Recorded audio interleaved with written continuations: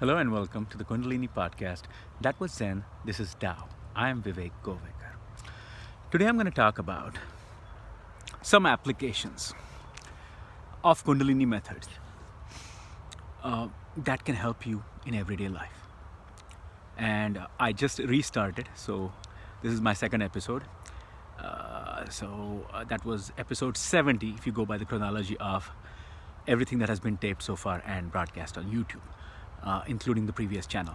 I'm sorry, I will have to post links of these videos on the other channel, the previous channel, and let people know that this has happened.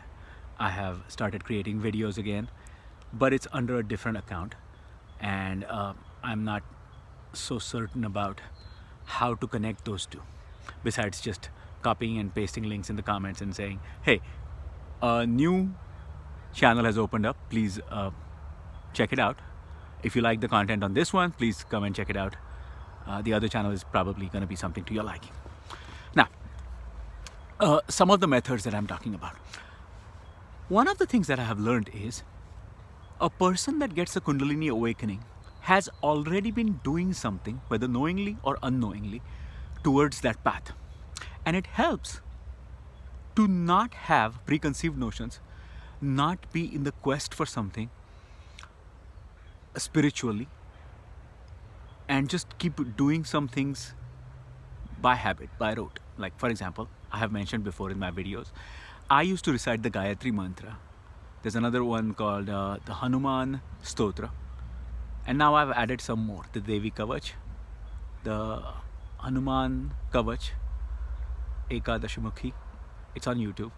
And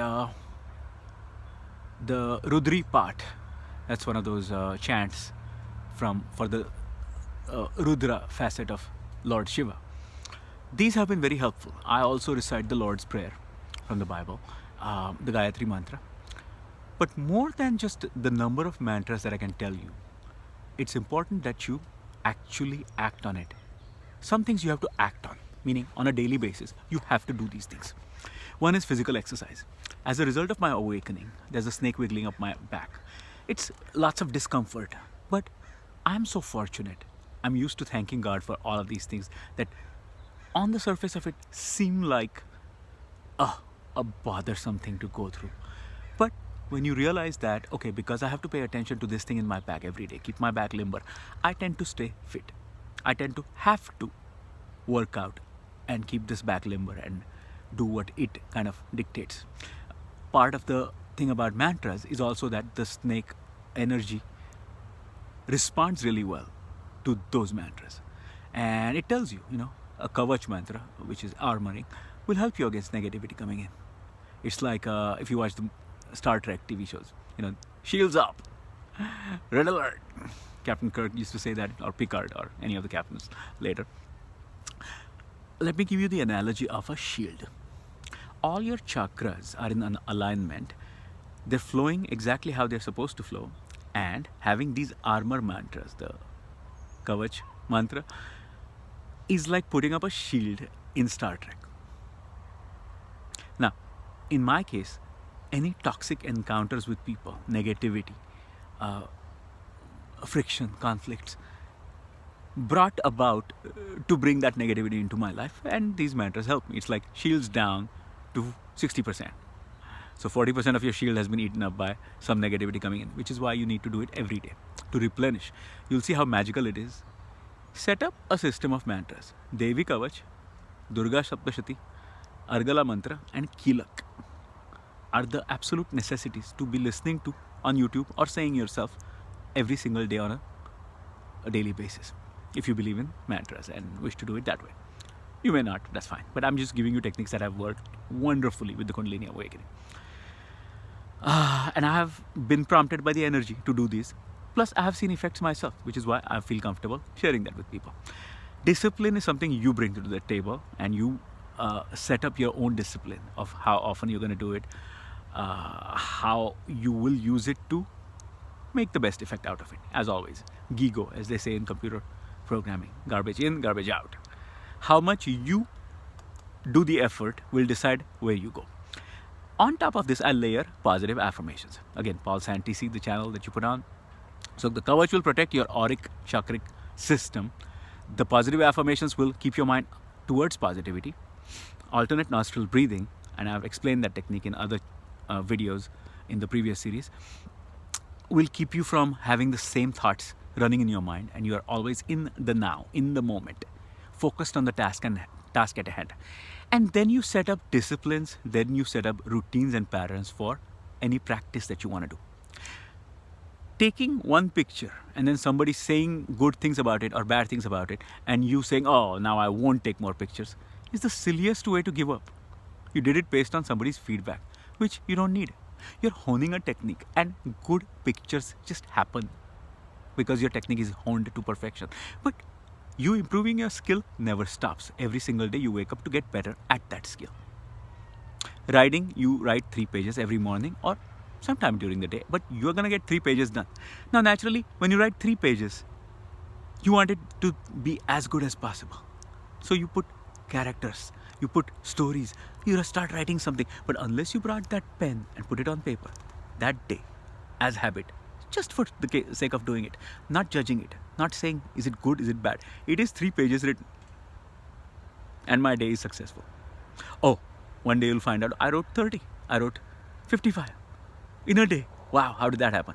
Then you can start setting bigger targets. Hey, if I'm doing 15 pages a day, come on, at least 10 should be my goal. Easy. The same thing with picking up a camera, going to take a picture and taking a picture every day and setting up patterns. If you know about composition, and there are 3 or 4 types of compositions that you have seen, you have to decipher it yourself. The grid that you see, the rule of thirds, you have to decipher it for yourself and use it to your advantage. It's always there. At the intersection of those lines is where you will get the best composition. How to use depth. See, that background is far enough in the back and my eyes are right here. And this is in the rule of thirds. I'm in the first 1/3 of this, and this going into the background leads the eye. Plus this helps that there's a cushion on the lawn chair. You see how it works? So doing it that way as a technique, well, each corner of the grid with the rule of thirds, I'm going to place an object right there at the intersection and make it a habit. 4 photos a day, 1 in each corner. So if I see a bird, that bird in each corner, taking a picture, and then study them. So you see how you use the background, how you use the depth, how you use the rule of thirds. Then it becomes, oh, when I see a scene, my mind automatically thinks of how everything will compress. All the 3D elements will compress in that flat image. And how do I make the best use of that? It only comes through practice and not looking at results right away. You post something on YouTube and then you ask for results. Oh, why don't I get a following? See, having a chance to start from scratch again allows me to give you experiences based on my previous channel. And if somebody's trying something new, one of the pieces of advice I posted on Facebook, if people have checked out my Facebook page, was, hey, make sure when you're in quarantine, when you're inside, you have taken some skill, made it better. And if you already had a skill, you were a singer, you were a photographer, you were a storyteller, put a camera in front of you, record it, do it on a daily basis, make that a routine, and start posting regularly. So people see your creative output. One of the biggest lessons I've learned is the fact that I can look at my old videos and see my daughter and myself at a younger age. And those are the memories left behind. I showed that video to my daughter. She's a lot older now than the video. And she's like, wow, that's me. Now she's impressed by the fact that dad is on YouTube and is a YouTuber.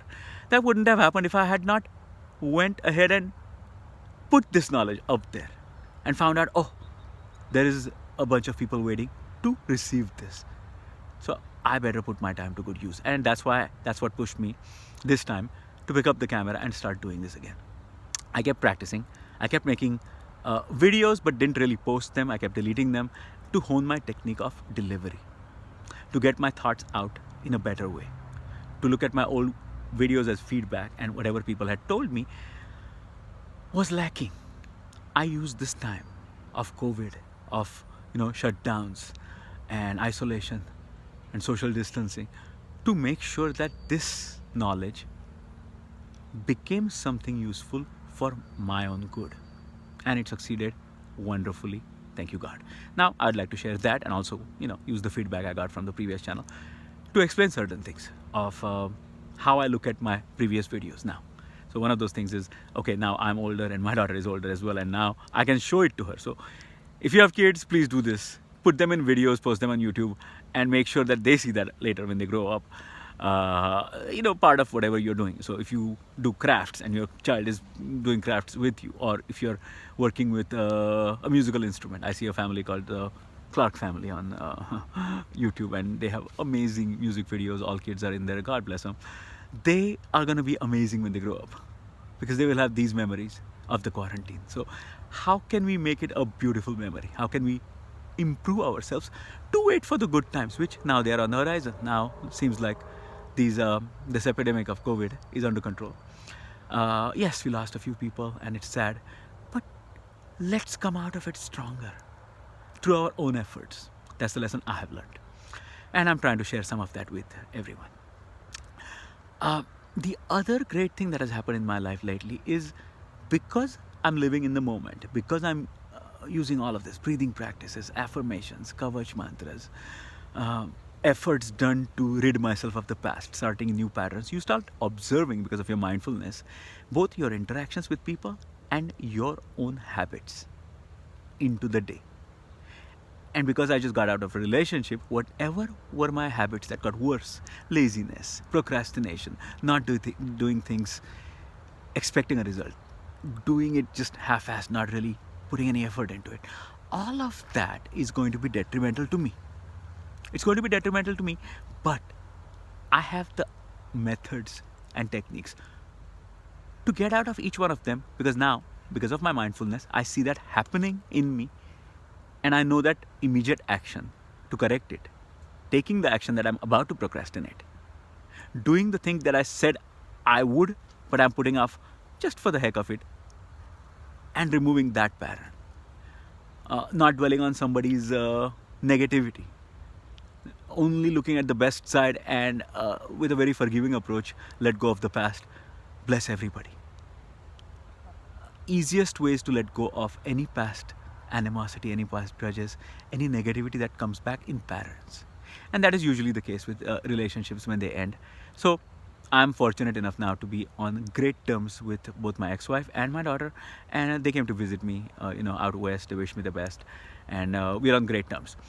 So positive changes that were about to happen but could not because of some other things going on in your life, it's a great blessing to have the hardship and dealing with it the right way, with the spiritual way, and forgiving everyone, letting things go, and having that goal of being friends with everybody, being on spiritual level with everybody. She still meditates, and we still connect on that level, talk about spiritual stuff, positive affirmations. Throughout this COVID, we got each other through, so great relationship. Spirituality helps you ease the pain and not be stuck with silly nonsense that makes your life worse. Here's what I've learned: life is already bad because of this pandemic. Let's not make it worse.